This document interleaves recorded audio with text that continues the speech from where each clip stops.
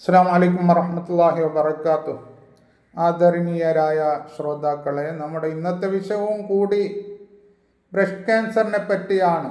ഒരുപാട് പലജാതി ക്യാൻസറുകൾ ഉണ്ടെങ്കിലും ഈ വിഷയത്തെപ്പറ്റി പറയുന്നത് സ്ത്രീകളെയാണ് അത് പിടികൂടുന്നത് കൂടുതലായിട്ട്.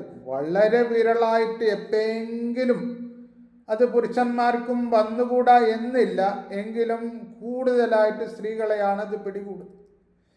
അവരെ സംരക്ഷിക്കൽ നമ്മുടെ ബാധ്യതയാണ്. കാരണം സ്ത്രീകളാണ് നമ്മുടെ ഉമ്മമാർ, പെങ്ങന്മാർ, അതുപോലെ തന്നെ നമ്മുടെ ഉറ്റവർ ഒക്കെ, നമ്മുടെ ബന്ധുക്കൾ അല്ലാത്തവരൊക്കെ സ്ത്രീകളാണ്. അവർ ഇല്ലാതെ നമുക്കിവിടെ ജീവിക്കാൻ പോലും കഴിയില്ല. കാരണം നമുക്ക് എല്ലാ നിലക്കും നമ്മെ ആണുങ്ങളെ സംരക്ഷിക്കുന്നത് അവരാണ്. നമുക്ക് ഭക്ഷണം ഉണ്ടാക്കി തരുന്നു, നമ്മുടെ മക്കൾ അവരാണ് നന്നായിട്ട് നോക്കുന്നത്.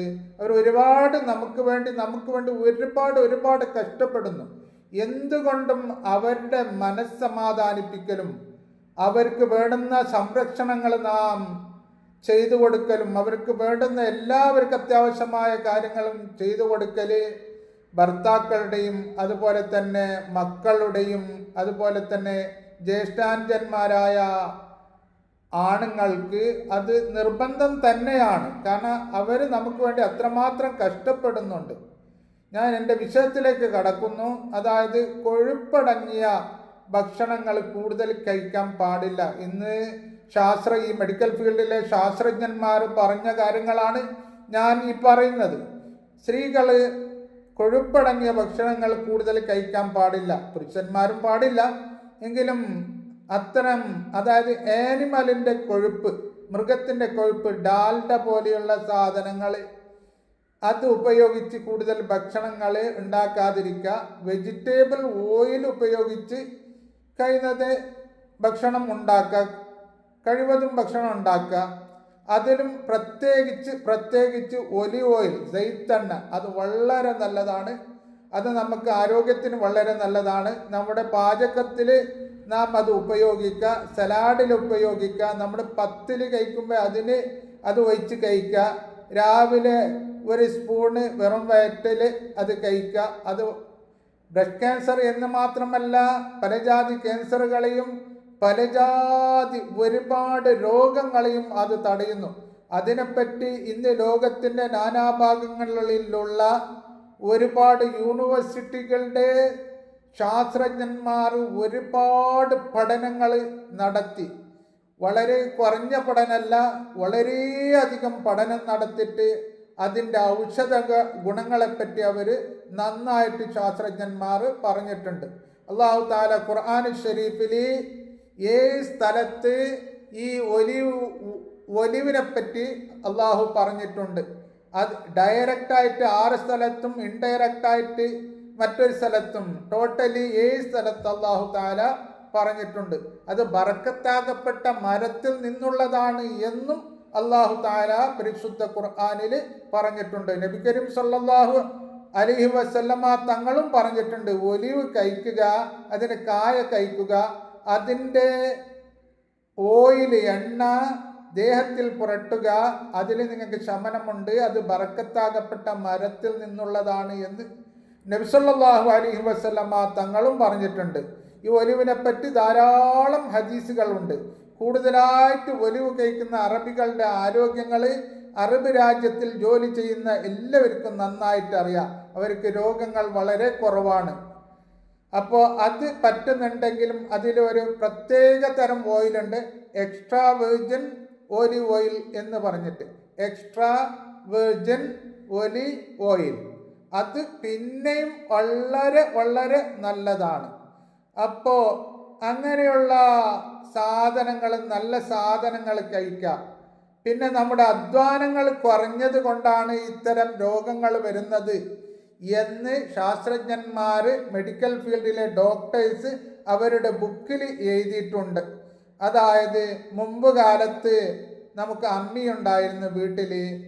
അത് അരക്കാൻ വേണ്ടി വെള്ളം നാം കോരിയെടുക്കലായിരുന്നു. അതേപോലെ തന്നെ അലക്ക് മിഷൻ ഇല്ലായിരുന്നു, സ്വന്തം കൈകൊണ്ട് അലക്കലായിരുന്നു.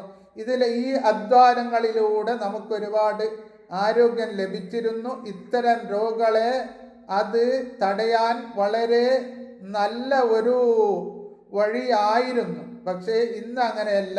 എല്ലാം യന്ത്രങ്ങൾ ഏറ്റെടുത്തത് കൊണ്ട്, അധ്വാനം ഇല്ലാതായത് കൊണ്ട് ഇത്തരം രോഗങ്ങൾ പെട്ടെന്നായി അറ്റാക്ക് ചെയ്യുന്നുണ്ട്. സ്ത്രീകൾ പ്രത്യേകിച്ച് എല്ലാ ദിവസവും ഒരാഴ്ചയിൽ 5 ദിവസം എന്നോണം ഒരു 30 മിനിറ്റെങ്കിലും ഒന്ന് നടക്കണം. അങ്ങോട്ടും ഇങ്ങോട്ടും മുറ്റത്ത് സ്ഥലം ഉണ്ടെങ്കിൽ അങ്ങനെയും, അല്ലെങ്കിൽ റോഡിൽ അതിന് സൗകര്യം ഉണ്ടെങ്കിൽ അങ്ങനെയും, എങ്ങനെ വീട്ടിൻ്റെ അകത്ത് അങ്ങനെ ഒരു നീളമുള്ള ഒരു സ്പേസുള്ള സ്ഥലമാണെങ്കിൽ അങ്ങനെയും, എങ്ങനെയെങ്കിലും 30 മിനിറ്റെങ്കിലും നടക്കണം. കുറഞ്ഞത് നടത്തം കുറഞ്ഞു പോയി. മുമ്പ് കാലത്ത് സ്ത്രീകൾക്ക് എന്ന് മാത്രമല്ല കുട്ടികൾക്കും മുതിർന്നവർക്കെല്ലാം നടത്തം കുറഞ്ഞ്, കുട്ടികൾ മുമ്പ് ഒരു 1-2 മൈലുകൾ താണ്ടിയാണ് സ്കൂളിൽ പോയിരുന്നത്. ഇന്ന് അങ്ങനെയല്ല. എല്ലാവർക്കും ബസ് സംവിധാനങ്ങൾ, വാഹനങ്ങൾ ഏർപ്പെടുത്തിയിട്ടുണ്ട്. സൗകര്യം കൂടിയത് നല്ലത് തന്നെയാണ്. ഞാൻ അതിനെ ഒന്നും പറയുന്നതല്ല. എങ്കിൽ ഈ കൂടിയത് കൊണ്ട് ഒരുപാട് നമുക്ക് അതിൻ്റെ ബേക്കിൽ വരുന്ന ഒരുപാട് പ്രശ്നങ്ങളുണ്ട്. അതാണ് ഞാൻ പറഞ്ഞത്. അതുപോലെ തന്നെ ഇന്നത്തെ ചെറുപ്പക്കാരാണെങ്കിലും അങ്ങനെ തന്നെ വെഹിക്കൽ ഉപയോഗിക്കുക. അടുത്ത് പള്ളിയിൽ പോകാനോ അല്ല അടുത്ത ഷോപ്പിൽ പോകാൻ പോലും വെഹിക്കലാണ് ഉപയോഗിക്കുന്നത്. ചെറിയ മോട്ടോർ സൈക്കിളോ എന്തെങ്കിലും ഉപയോഗിച്ച് അടുത്തടുത്ത സ്ഥലങ്ങളിൽ നടക്കൂല എവിടെയും. ഇപ്പോൾ ഇനി പേടിക്കേണ്ടതുണ്ട്. കാരണം എന്ന് പറഞ്ഞാൽ എൻ്റെ വീട്ടിൽ ഇതുവരെ അതിനുള്ള സൗകര്യം ഇല്ല. ഉണ്ടെങ്കിൽ ഒരു റൂമിൽ നിന്ന് മറ്റൊരു റൂമിലേക്ക് മോട്ടോർ സൈക്കിളിൽ പോകുമോ എന്നും ഭയക്കേണ്ടതുണ്ട്. കാരണം ഞാൻ അങ്ങനെ ഉണ്ടാവില്ല, ഞാൻ പറഞ്ഞതാണ്. അതിൻ്റെ അർത്ഥം വളരെ അടുത്താണെങ്കിലും ഈ മോട്ടോർ ബൈക്ക് ഉപയോഗിച്ച് പോകുന്നുണ്ട്. പക്ഷേ കുറച്ച് നടക്കണം. എങ്ങനെയാണെങ്കിലും നടന്നു പോകുന്നത് വളരെ നല്ലതാണ്. അതൊക്കെ സൗകര്യങ്ങളാണ്. നമുക്ക് അത്യാവശ്യങ്ങൾക്ക് അത് ഉപയോഗിക്കേണ്ടതാണ്. അൽഹംദുലില്ലാ സൗകര്യങ്ങളാണ്. പിന്നെ അതേപോലെ തന്നെ ആൽക്കഹോൾ ഉപേക്ഷിക്കുക. അത് പിന്നെ അങ്ങനെ സ്ത്രീകൾ അങ്ങനെ അത് അങ്ങനെ ഉപയോഗിക്കലില്ല. അത് ഉപേക്ഷിക്കണം എന്നാണ് പറയുന്നത്. അതിലും വരുന്നുണ്ട് ഈ ബ്രസ്റ്റ് ക്യാൻസർ. പിന്നെ കൂടുതൽ മുലയൂട്ടണം എന്നും ശാസ്ത്രജ്ഞന്മാർ പറഞ്ഞിട്ടുണ്ട്. അതിനെപ്പറ്റി ഞാൻ ഇന്നലെയും പറഞ്ഞു. പരിശുദ്ധ ഖുർആനിൽ 2 വർഷം എന്ന് പറഞ്ഞിട്ടുണ്ട്. അതേപോലെയാണ് WHO പറയുന്നത്. പിന്നെ അതിൻ്റെ സ്റ്റേജുകൾ കടക്കുന്നതിന് മുമ്പ് തന്നെ ഡോക്ടറെ സമീപിച്ച് എന്തെങ്കിലും ആ സ്ഥലങ്ങളിൽ മാറ്റങ്ങളുണ്ടെങ്കിൽ പെട്ടെന്നായി ഡോക്ടറെ സമീപിച്ച് അതിനെ പരിശോധിപ്പിച്ച് എന്നിട്ട് പെട്ടെന്ന് ചികിത്സ നേടുക. ആദ്യാണെങ്കിൽ ഒരു ബുദ്ധിമുട്ടില്ലാതെ അത് പെട്ടെന്നായി ക്യൂറാകും. പിന്നെ ഫ്രൂട്ട്സുകൾ കൂടുതൽ കഴിക്കുക, വെജിറ്റബിൾസുകൾ കൂടുതൽ കഴിക്കുക. ഫൈബറുള്ള, നാരുള്ള ഈ ഫ്രൂട്ട്സുകൾ, വെജിറ്റബിൾസുകളൊക്കെ നന്നായി കഴിക്കുക. സോയാബീൻ്റെ പ്രൊഡക്റ്റുകൾ, സോയാബീൻ വളരെ നല്ലതാണ്. വിറ്റാമിൻ ഡി ഉള്ള എന്തെങ്കിലും ഫ്രൂട്ട്സുകളോ മറ്റോ വളരെ നല്ലതാണ്. ഇലക്കറികൾ നന്നായി കഴിക്കുക. അറബികളുടെ ഭക്ഷണം, ഞാൻ അവരെ പുകഴ്ത്തുകയല്ല, അവരുടെ ഭക്ഷണത്തിൻ്റെ രീതി ഞാൻ കണ്ടിടത്തോളം വളരെ നല്ലതാണ്. അവർ ബിരിയാണിയും മറ്റും കഴിക്കുന്നുണ്ടെങ്കിൽ പോലും അവർക്ക് രോഗമില്ലാത്തത് ഒരുപാട് 2-3 കസ്കസ്, ജർജീർ, ബൈദൂനസ് പോലെയുള്ള ഇലകൾ ദൈനംദിനം അവർ കഴിക്കും. അതുപോലെ തന്നെ തേന് നന്നായി കഴിക്കും. ഈ ഒലിവ് ഓയിൽ, സെയ്ത്തെണ്ണ നന്നായി കഴിക്കും. അതുപോലെ തന്നെ ചെറുനാരങ്ങ, ലെമൺ, ലിംബു, അത് എല്ലാ ദിവസവും ഒരു 1 അല്ലെങ്കിൽ അരയെങ്കിലും അതിൻ്റെ രസം അവർ കുടിക്കും. ഇത് ദൈനംദിനം ചെയ്യുന്നതാണ്. അതുകൊണ്ട് അതുപോലെ തന്നെ അത്തിപ്പഴം, ഈത്തപ്പഴം, ഇങ്ങനെ നല്ല നല്ല സാധനങ്ങൾ കഴിക്കുന്നത് കൊണ്ട് അവർക്ക് രോഗം വളരെ കുറവാണ്. അതുപോലെ തന്നെ ഞാൻ ഇന്നലെയും പറഞ്ഞിട്ടുണ്ട്, ഗ്രീക്ക് ഐലൻഡ് പോലെയുള്ള രാജ്യങ്ങളിൽ സ്ത്രീകൾക്ക് ഈ ബ്രസ്റ്റ് ക്യാൻസർ വളരെ കുറവാണ്. കാരണം അവർ ഈ ഒലിവ് ഓയിൽ കൂടുതലായി ഉപയോഗിക്കുന്നുണ്ട്, അതിൻ്റെ കായ കൂടുതലായി ഉപയോഗിക്കുന്നുണ്ട്. അതേപോലെ തന്നെ സിട്രസ് ഫ്രൂട്ട് വളരെ നല്ലതാണ്, ക്യാരറ്റ് വളരെ നല്ലതാണ്, ബ്രൊക്കോളി നല്ലതാണ്. ഫ്ലാക്സീഡ് എന്ന് പറഞ്ഞ ഒരു ജാതി വിത്തുണ്ട്. എൻ്റെ ഓർമ്മപ്രകാരം ചനവിത്ത് എന്നാണ് മലയാളത്തിൽ പറയുന്നത്. കന്നഡത്തിൽ അഗസ് ബീജ എന്ന് പറയുന്നു. ഇതും വളരെ നല്ലതാണ്. ഈ ഫ്ലാക്സീഡ് ബ്ലഡ് പ്രഷർ പോലെയുള്ള രോഗങ്ങൾക്കും നല്ലതാണ്. ബ്ലഡ് പ്രഷർ എന്തെങ്കിലും ഉണ്ടെങ്കിൽ അത് കഴിക്കുമ്പോൾ ശ്രദ്ധിക്കണം. ഒന്ന് ഡോക്ടറോട് ചോദിച്ച് കഴിച്ചാൽ നല്ലതാണ്. ഡോക്ടേഴ്സാണ് ഏറ്റവും വലിയവർ. അവർക്കാണ് ഇതിനെപ്പറ്റി നന്നായിട്ട് അറിയുന്നത്. അവരെ നാം പ്രത്യേകം ബഹുമാനിക്കുകയും അവരോട് അഭിപ്രായങ്ങൾ ആരായുകയും ചെയ്യണം. പിന്നെ ഗാർലിക് വളരെ നല്ലതാണ്. വെളുത്തുള്ളി നാം നമ്മുടെ കറിയിൽ അതിൻ്റെ 1-2 ക്ലോ ഇടുന്നതിന് പകരം കുറച്ച് അധികം ഇട്ട് ദൈനംദിനം കഴിക്കുന്നത് നല്ലതാണ്. അനാറ്, റുമാൻ പഴം വളരെ നല്ലതാണ്. സാൽമോൺ ഫിഷ് അത് ജാപ്പാനിലാണ് കൂടുതൽ കിട്ടുന്നത്. അറബ് രാജ്യങ്ങളിലും കാണപ്പെടുന്നുണ്ട്. അതും വളരെ നല്ലതാണ്. അതിൻ്റെ പകരം ഇവിടെ നമ്മുടെ മത്തി, അയില, മത്തി ഉണ്ടല്ലോ, ഈ മത്തി വളരെ നല്ലതാണ്. പലരും മത്തിയെ വെറുക്കുന്നതായിട്ട് ഞാൻ കണ്ടിട്ടുണ്ട്. കാരണം അതിൻ്റെ എന്തോ ഒരു ഗന്ധം എന്ന് പറഞ്ഞിട്ട്. പക്ഷെ അങ്ങനെയല്ല. ഇന്ന് മരുന്നായിട്ട് അതിൻ്റെ ടാബ്ലറ്റ് ആയിട്ടുള്ള ഒരു സാധനമാണ് മീനുകളിൽ മത്തിയുടെ ടാബ്ലറ്റ്. അതുകൊണ്ട് അത് മത്തി ദിവസം കഴിക്കുന്നത് വളരെ നല്ലതാണ്. ഫ്രൈ ചെയ്ത് കഴിച്ചാൽ ഒന്നും അതിൻ്റെ മിനറൽസും അതിൽ അടങ്ങിയ സാധനങ്ങളൊന്നും കിട്ടുകയില്ല.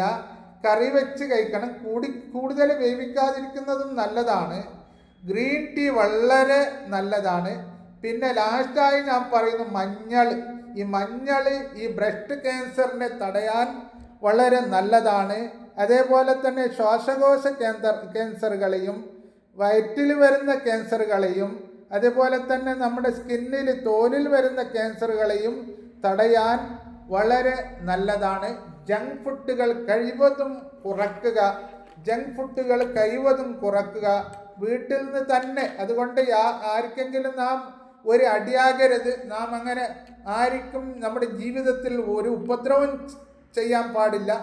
എങ്കിലും നമ്മുടെ ആരോഗ്യം സംരക്ഷിക്കാൻ വേണ്ടി ജങ്ക് ഫുഡുകൾ കഴിവതും കുറക്കുക. നമ്മുടെ ആരോഗ്യം സംരക്ഷിക്കുക. അതാണ് വലുത്. ഇപ്പോൾ പെട്ടെന്ന് ഞാൻ പറഞ്ഞല്ലോ ഇന്നലെ 18 ഒരു ഡോക്ടർ പറഞ്ഞത് 18 വയസ്സുള്ള പെൺകുട്ടികൾക്ക് പോലും ബ്രസ്റ്റ് ക്യാൻസർ കാണുന്നുണ്ട്. അത് മുമ്പ് 45-55 വയസ്സിൻ്റെ ഇടയ്ക്കായിരുന്നു. ഇപ്പോൾ താഴെ വന്ന് 18 അതിൻ്റെ താഴെ എത്തി എന്നാണ് ഡോക്ടേഴ്സുകൾ അവരുടെ അനുഭവം പറയുന്നത്. അതുകൊണ്ട് ഇത്തരം കാര്യങ്ങൾ പഠിക്കണം. നിങ്ങൾ ബുക്ക് വായിക്കണം. അങ്ങനെ പറ്റിയില്ലെങ്കിൽ ഇങ്ങനെയുള്ള ക്ലാസ്സുകൾ ആരുടേതെങ്കിലും ഇങ്ങനെയുള്ള അറിയുന്നവരുടെ ക്ലാസ്സുകൾ കേട്ട് പഠിച്ച് നമ്മുടെ ആരോഗ്യം സംരക്ഷിക്കാൻ വേണ്ടി നാം തുനിയണം. അള്ളാഹു തൗഫീക്ക് നൽകട്ടെ. ഈ ഭൂലോകത്ത്, ഈ ഭൂമിയിൽ നല്ലത് മാത്രം ചെയ്യുവാൻ അള്ളാഹു നമുക്ക് തൗഫീക്ക് നൽകട്ടെ. അള്ളാഹു ഈ ഭൂമിയെ ശാന്തിയാൽ നിറക്കട്ടെ. ആമീൻ. ആഖിറു ദഅവാന അനിൽ ഹംദുലില്ലാഹി റബ്ബിൽ ആലമീൻ. അസ്സലാമു അലൈക്കും വറഹ്മത്തുള്ളാഹി വബറകാതുഹു.